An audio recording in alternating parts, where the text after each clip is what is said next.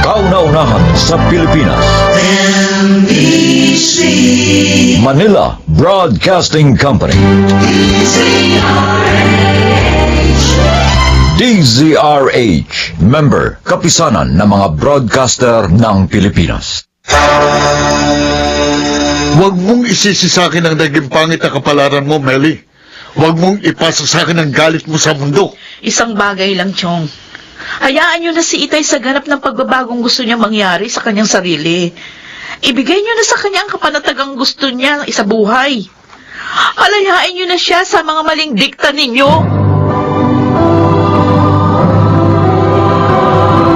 Handog ng DZRH ang dula sa kanyang panahon. Paano nga ba ang pagtalikod sa mga kasalanan? Kailangan bang pagsikapan din ang pagsisisi? Mga kaibigan, narito at ating pakinggan ang naging karanasan ni Dardo sa ating dulang sa kanyang panahon. Paano po, Tay? Tay, mano po? Kaawaan kayo ng Diyos. Pasensya na kayo kung bakit medyo natagalan akong makalabas ng kwarto ko. Matindi na kasi yung kirot nitong aking gout. Hindi ko agad maitayo ang mga paa ko. Tay, wala po kayong dapat iingi ng paumanhin. Nauunawaan po namin ang kalagayan niyo. Ang totoo po, kaya kami narito. Meron sana kami hihinging pabor.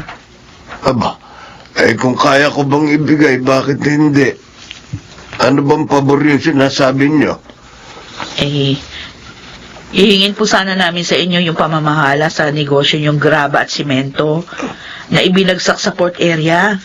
Total, hindi na kayo makapunta sa pier. Kami na po ang hahawak ni Roy. At kabisado naman po namin ng kalakalan sa loob, Tay. Tsaka may potential buyers din po kaming dagdag na masusuplayan. Bukod pa sa mga dati na ninyong katransaksyon. Ay, sige. Kung kaya ba ninyong hawakan, di kayo na mamahala. Kaysa sa ipagkatiwala ko pa sa iba.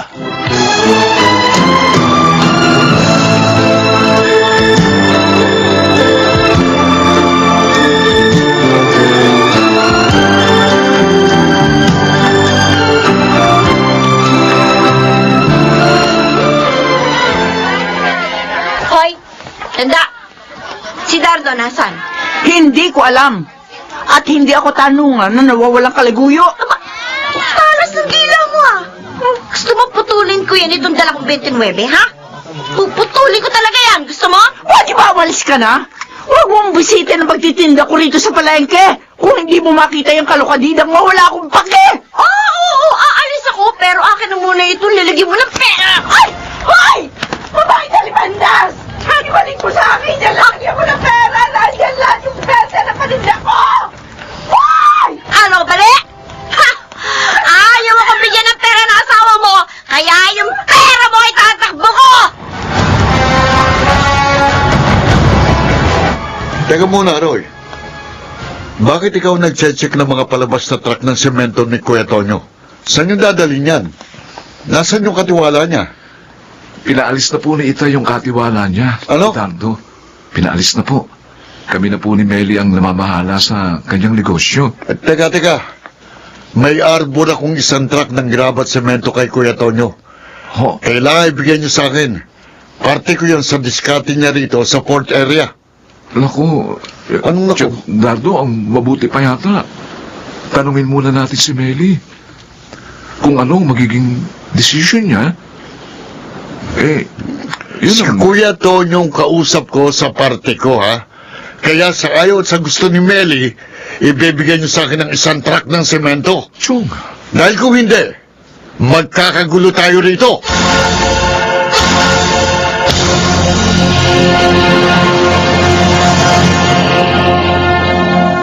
Kuya, bakit naman basta mo na lang ibinigay lahat sa anak mo yung diskarte mo sa port area? Bakit hindi mo na lang sa akin ipinamahala? Total, mas kabisado ko kaysa sa kanilang galawan sa pier.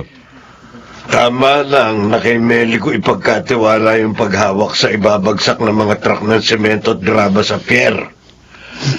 Anak ko siya. Mas nasa kanyang karapatan.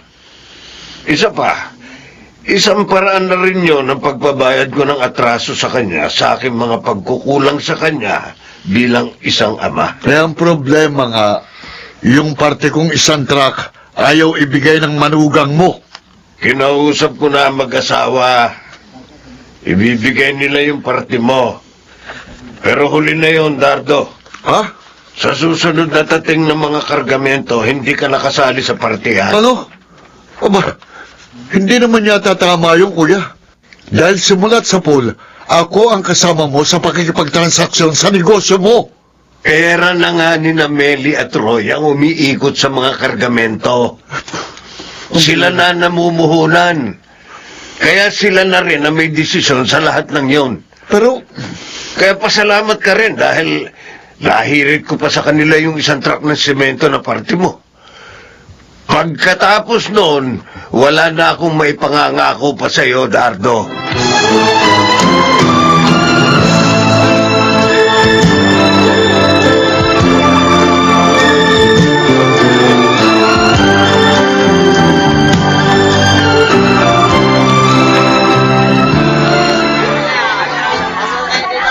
Changlita, kumusta po? Oy, Meli, ikaw pala. O eto, nakikipagharimmunan sa pagtitinda ng manok. Kahit ang sabihin pa, napakamahal na ng puhunan. Pero mainam na rin kaysa sa walang pinagkakakitaan. Talaga dumaan po ako dito para nga iabot ito sa inyo, Chang. Abay, pera yan ah. Pandagdag puhunan nyo sa mga paninda nyo. Kasi may sumobra doon sa kininta namin ni Roy, doon sa dineliver naming semento sa mga buyer. Medyo nakaluwag-luwag kami ng konti. Ay, Meli, maraming salamat ha. Hayaan mo. Kapag nakabuelaw ko rito sa mga paninda ko, maibabalik ko rin sa iyo ang perang to. Ay, naku, Chang, hindi ho. Para sa inyo talagang pera na yan. Ha? Hindi nyo kailangan bayaran. Bigay ko yan sa inyo. Maraming salamat uli, Meli. Alam mo, ang totoo, kailangan ko talaga ng puhunan. Tatakda na nga sana ako mangutang sa Bombay. Oo. Basta mag-iingat kayo palagi sa pagtitinda nyo dito sa palengke, ha? Tsaka huwag kayo masyadong magpakapagod. Magpahinga rin kayo kapag kinakailangan. Maraming salamat uli sa pagkaalala mo sa akin, Meli, ha?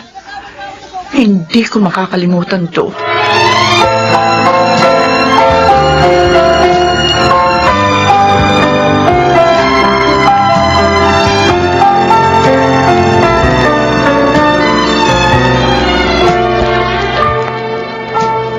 Roy!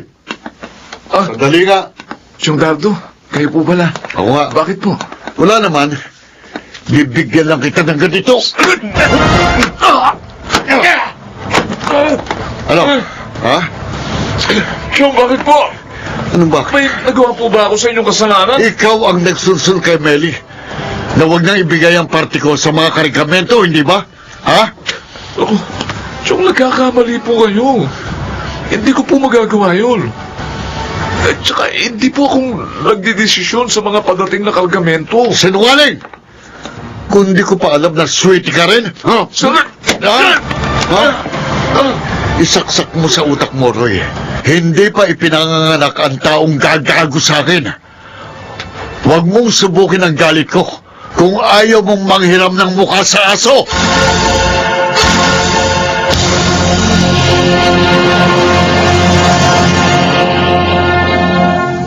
Ano bang problema nyo, Chong? Dahil lang sa isang truck ng simento, nananakita kayo ng kapwa nyo? Dahil inalisan niyo ako ng kabuhayan. Kabuhayan? O pang-suporta lang sa mga bisyo ng pinagpapalit-palit nyo? Wala kang karapatang sabihin sa akin yan, Mel. Meron! Marami akong gusto sabihin sa inyo dahil marami akong kinimkim na galit. Wala akong pakialam sa galit mo. Ang pinag-uusapan natin dito, ha? Yung diskarte ko na inagaw niya sa akin ng asawa mo. Oo! Wala ka naman talagang pakialam sa mga taong sinasaktan mo kalooban simulat sa pool. Di ba? Nung susulan mo si Itay na iwan kami at abandonahin, konsensya mo nun? Tinuruan mo siya ng lahat ng kasuklam-suklam na bisyong alam mo. Alak, babae, sugal. No? Nagpasasa ka sa pera ng tatay ko.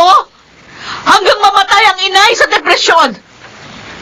At ako lang naman yung produkto ng pamilyang winasak mo. Hindi ako nakapag-aral. Lahat ng hirap dinanas ko noon. At kung bakit na ikaw pang kadugo ko ang sumira sa kinabukasan ko. Huwag mong isisi sa akin ang naging pangit na kapalaran mo, Melly. Huwag mong ipasa sa akin ang galit mo sa mundo. Isang bagay lang, Chong. Hayaan niyo na si Itay sa ganap na pagbabagong gusto niyang mangyari sa kanyang sarili.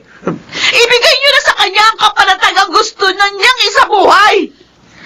Palayain niyo na siya sa mga maling dikta ninyo.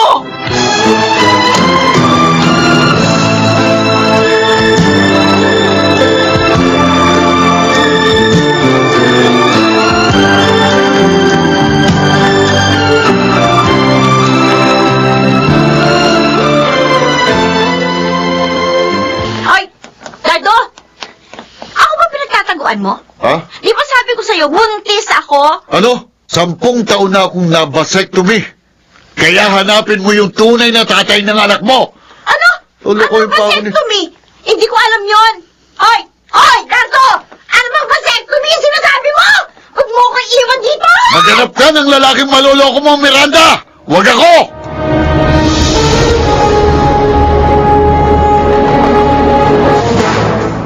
Ako ang nagdesisyong wag nang ibigay ang parte mo sa mga kargamento, Dardo. Dahil yun lang ang alam kong paraan para matigil ka na sa bisyo mo. Hindi ka pa ba nananawa sa buhay na walang direksyon? Kuya, matagal ko na rin gustong magbago. Pero hindi ko lang magawa. dahil hindi ko alam kung paano ko sisimulan. Ngayon mo na simulan. Hanggat hindi ka pa kinasusuklaman ni Lita. Hanggat kaya ka pa niyang patawarin sa mga paulit-ulit mong pagkakamali.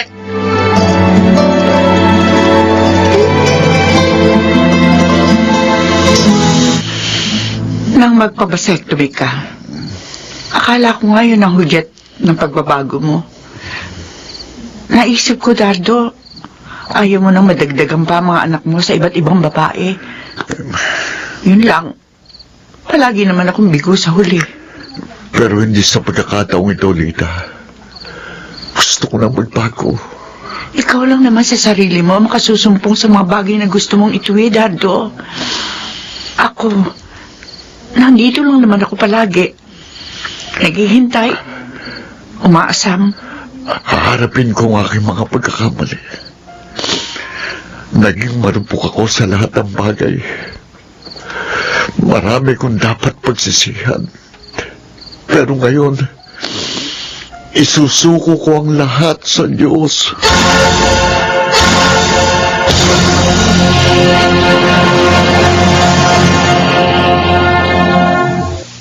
Nilikha tayo ng Diyos upang lumago at umunlad bilang mga individual. Ngunit sa sandali man ng mga pagkakasala, ang malalim na pananampalataya sa Kanya ang maghahantong sa atin sa pagsisisi sa Kanyang panahon.